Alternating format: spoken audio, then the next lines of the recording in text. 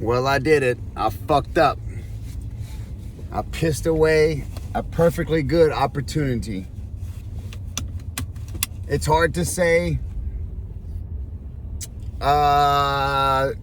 if this was in the top 3 best opportunities personally, but I'm taking it pretty rough. I'm a pretty fucking sore loser.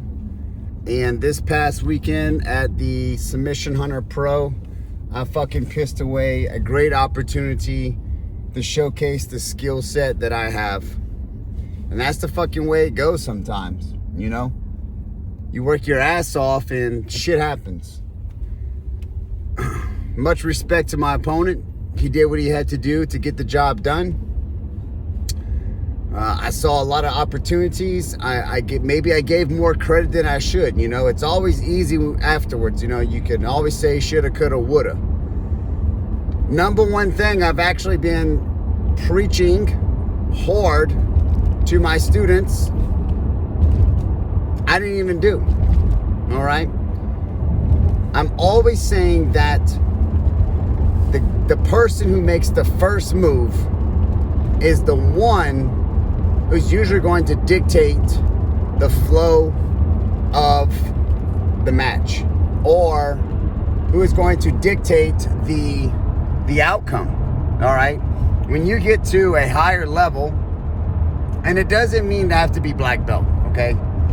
But because even I found this, especially in brown belt, and I found this at the later stages of purple belt, if you got the takedown, you most likely are the one who's going to end up with the win, okay? Because if you're fighting for the takedown, you're fighting for the takedown, and then you get the takedown, and then you lose the position, and the other person ends up with the position, quite often it's very difficult to get out of the muck. It's hard to dig yourself out of the mud and get yourself into a better position.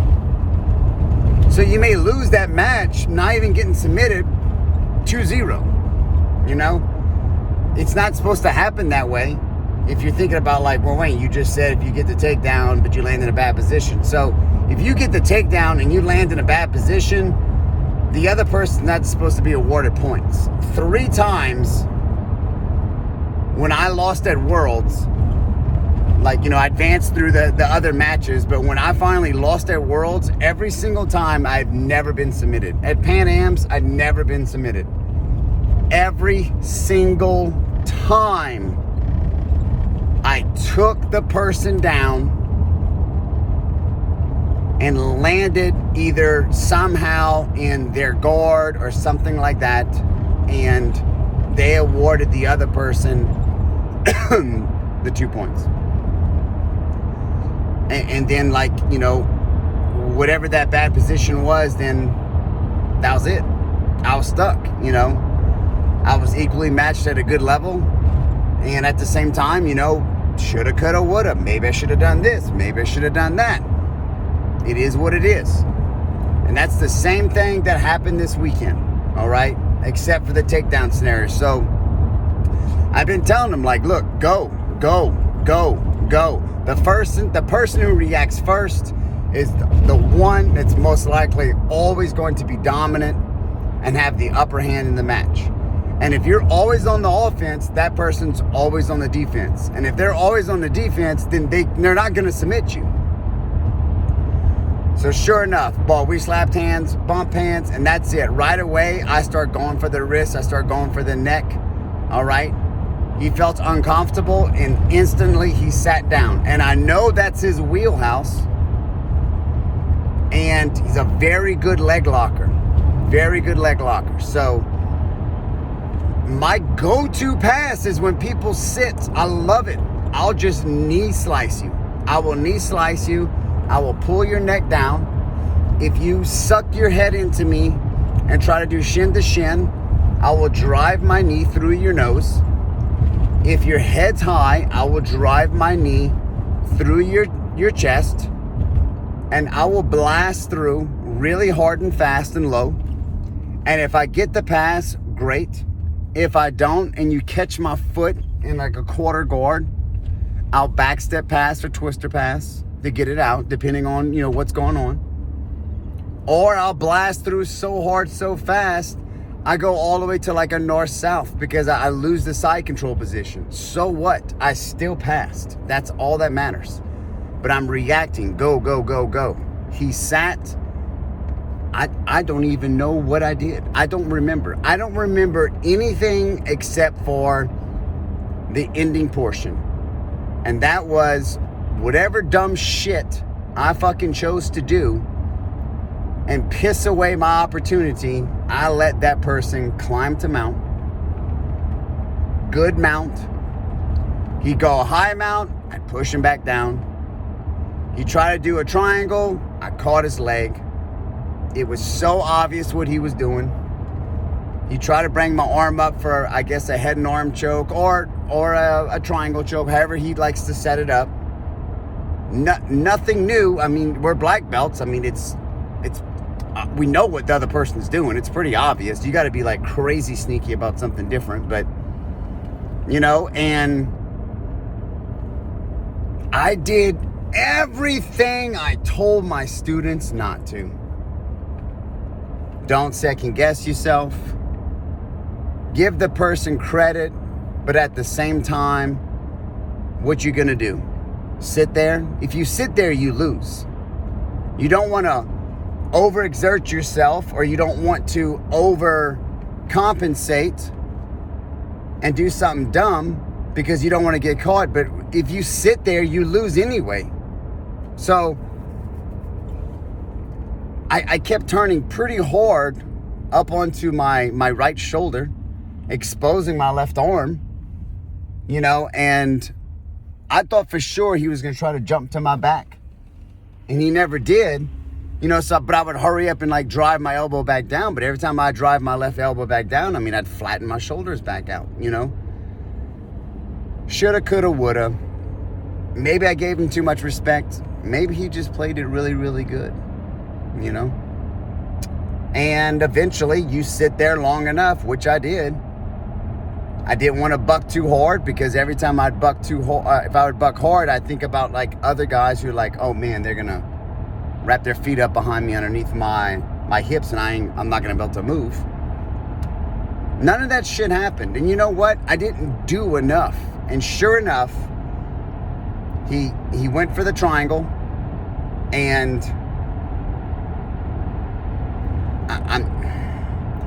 I went ahead and rolled up. My coach said, stack them, which I normally don't stack. I normally, if you try to triangle me from the mount position, I actually will just stay flat on the back, because I don't want you to get that secure lock all the way. And if I feel threatened, then I will stack you and step over. And man, I just don't know. I listened to my coach, and of course I knew it. And when I stacked him, it was going to get tighter, and it did. And I mean, he grabbed my leg, and that's it. It's locked up, you know.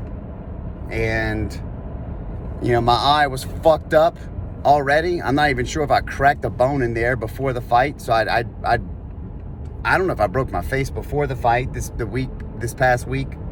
That shit started to swell and pulse up on me. It is what it is, you know. He fucking won fair and square. I fucked up. You know, and you know, you can always make adjustments, but the main thing was you've got to go. You've got to drive forward. You've got to push forward. I started out good. I made him uncomfortable, or he saw something that he felt better sitting onto the ground. I know he does some rolling techniques to the leg for takedowns, and I know he sits, and I don't know why. I do not know why. I can barely remember anything from the beginning. I don't know why I didn't move. I don't know if I saw something, and I remember being very relaxed and confident at the position, but I don't know. And I mean, it was a big week for me. Big embarrassment. I was so excited.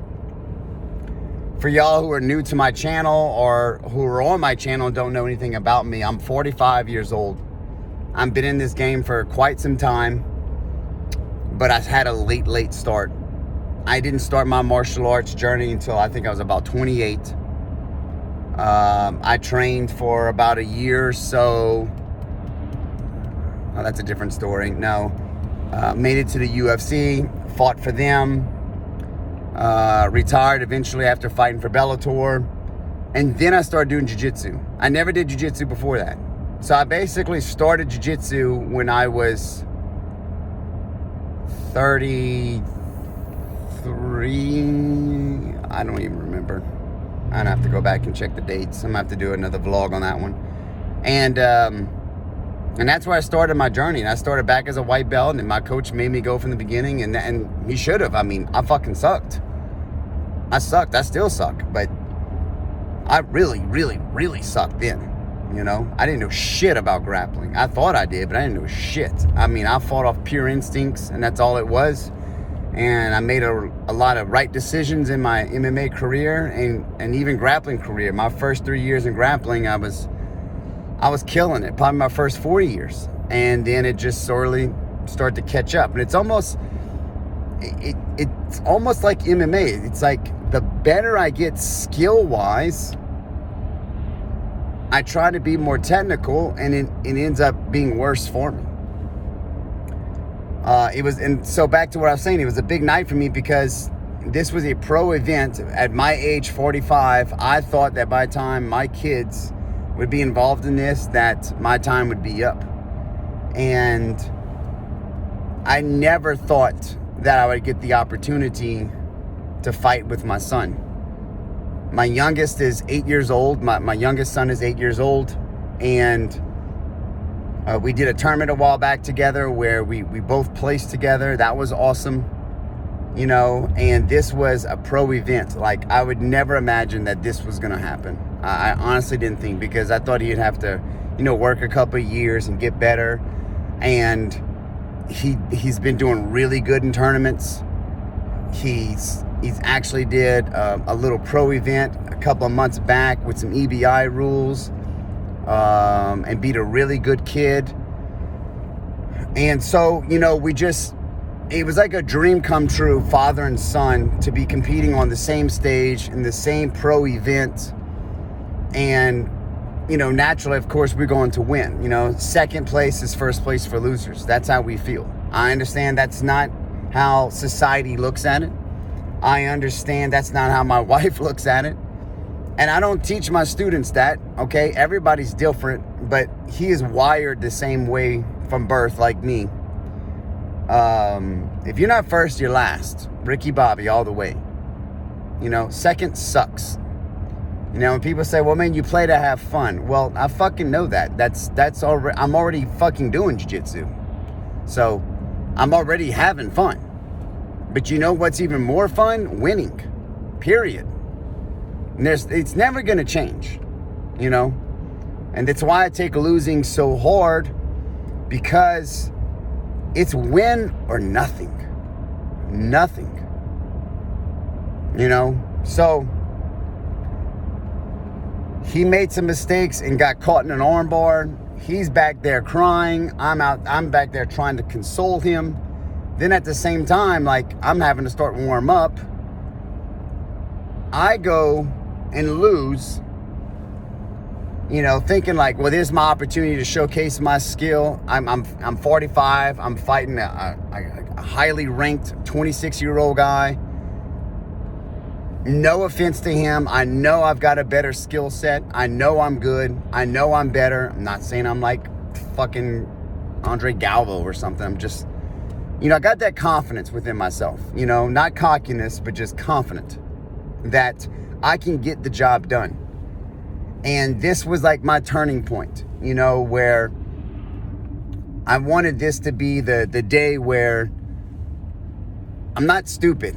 I know I'm old. I know it's on the decline. And regardless of even if my physicalness is not on the decline, the fact that I have 3 kids and they are involved in sports, you grow up as a father and you realize it's not about you anymore. It's about your children. And I'm okay with that. But at least you want to go out with a bang, right? Or you want to go out on that winning note. You know, and I kind of wanted to just be like, okay, look, this is the turning point. I know that I'm willing to accept the fact that competing is going to get less and less. And I'm going to do whatever I can, when I can, but I'm going to go out winning.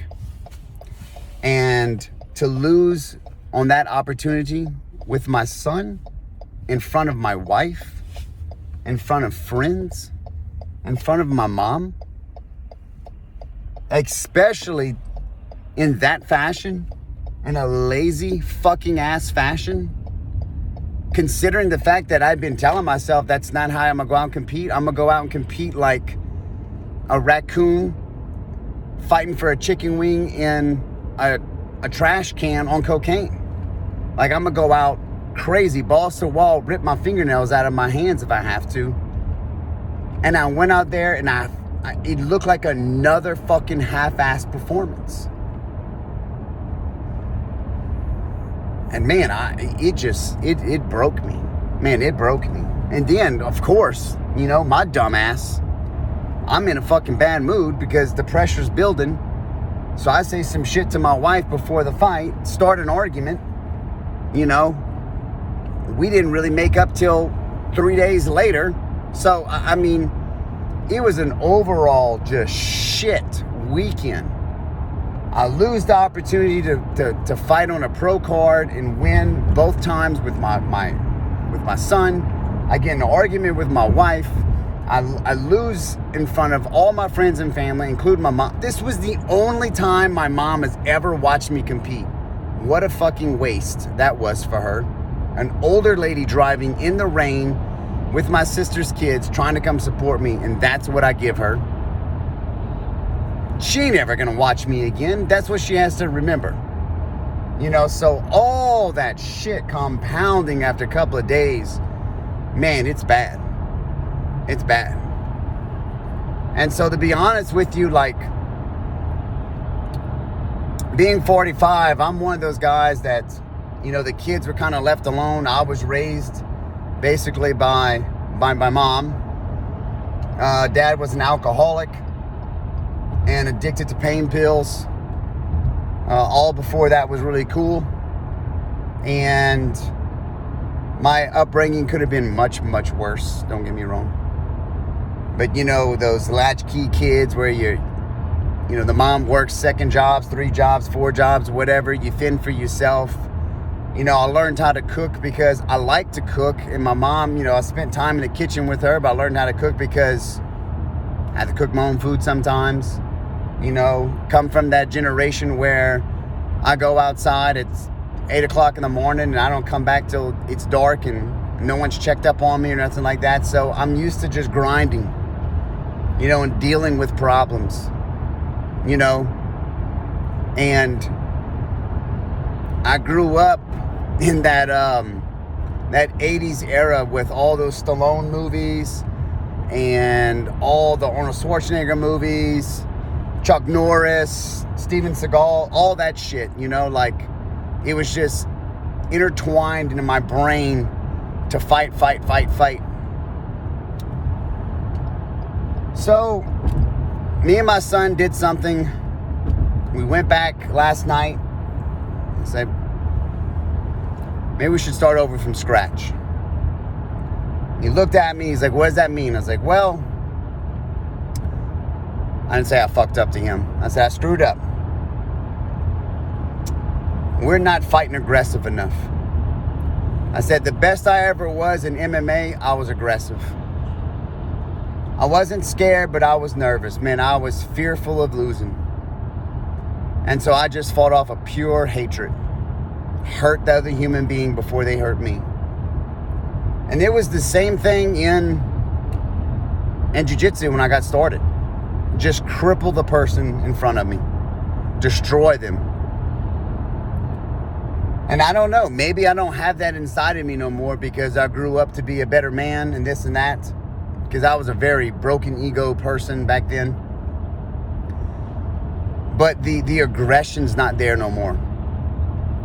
And so I decided, let's start from scratch. I said, there's a lot of movies I watched growing up, I think that kind of really resonated with me because of the type of person I am. I said, so tonight we're going to watch Over the Top. And boy, it did the job. Him and I were so excited after that movie because there's some things in there that I know this is a movie. I know it's fake. You're going to look at me like, this is fucking retard talking about Over the Top, the movie, as if like it's real. But when you have the mentality of the type of person I am and my son, and you watch Over the Top, dear Lord, it's no wonder I am the way I am, because in that movie, the main guy, well, besides Stallone, the main bad guy, Bull Hurley, says, second sucks. First place is everything. There is no second. Second sucks. You know, then they do another interview and he says, I just want to hurt him, cripple him, and get him off the stage so he never dare compete against me again. And dude, that is my old school mentality. And I really don't want to hurt anyone. I really don't. But I've got to find something to light that fire back underneath my ass, because I'm about to make a promise to myself that I'm not wasting my time and my money or my family's time or put my family through the hardships of me going up and down anymore, because I think I might make a promise that where if I lose the next match of anything, tournament, whatever, I quit. I'm done. Competing wise. I mean, not teaching, obviously, but like, I'm not going to do this to lose. That's what fucking losers do. Like, I'm not doing that. That's bullshit. I'm playing to win, period. So, I don't know what it is. You know, things are different when you're older. My training situations are also a lot different. I don't have the ability to compete once a month. I'm competing against guys that I understand who have schools, who have competition training classes with multiple black belts that I don't have access to. I understand that they're competing shit easily once a month, if not even more. They're always in the game. Even if they're not competing, they're at another competition coaching. You know, I understand that the odds are stacked against me. I understand that. I don't have a school. It is not my whole life as much as I want it to be. But at the same time, fucking goddamn it, it means a lot. It means a lot. And the people who know me know that I've given up everything. I act like as if like it is my own school, as if like I'm not a firefighter or I'm not a father of three. I make it to be almost like it's my number one priority, and that's not. I put God and then I put family. But after God and family, it's fucking competing. It's jiu-jitsu, period. You know, I am always doing something to better myself somehow. I'm always doing something to keep myself at bay, to make sure I'm always ready when opportunity presents itself. And man, I fucking pissed some fucking opportunities away. So listen closely. I'm gonna shut it off because I'm rambling. When it's your fucking turn, I don't care if it's in class. I don't care if it's in a tournament. I don't care if it's at a piece of shit Naga tournament. I don't care if it's at Fight to Win. Wherever it's at, you fight that fight like it's your last fucking fight. And that might be what I need to do. I might need to make a promise to myself to where if you don't win, you don't deserve it no more. I'll quit. Because I remember hearing stories about like Fedor when I was in MMA, and hearing about how, like, you know, what drove them. They were trained in the hallway of their project housing in Russia, because it was so cold outside, or they didn't have a training gym at the time, this and that. Like, they trained because they needed food. You need to eat. Dude, when your why is stronger than your want, you're in a world of shit. If you're up against someone and you want to be a world champion, but they need to be world champion because their parents live in the ghetto. They need food. Like, those people are going to kill themselves in the process. And that's the type of mentality you need to have. And you know what? That was my mentality. Because at the time when I was younger, or at the beginning of my career, I truly felt that losing was the end of the world. The end of the world. And as I got better in a technical aspect, as I became a better man and a better father, I lost that fire inside of me that kept me honest. And I got to find a way to bring that back out. So if you're listening to this, I appreciate it. But you need to find that why. And you need to throw fucking gasoline on that fucking fire.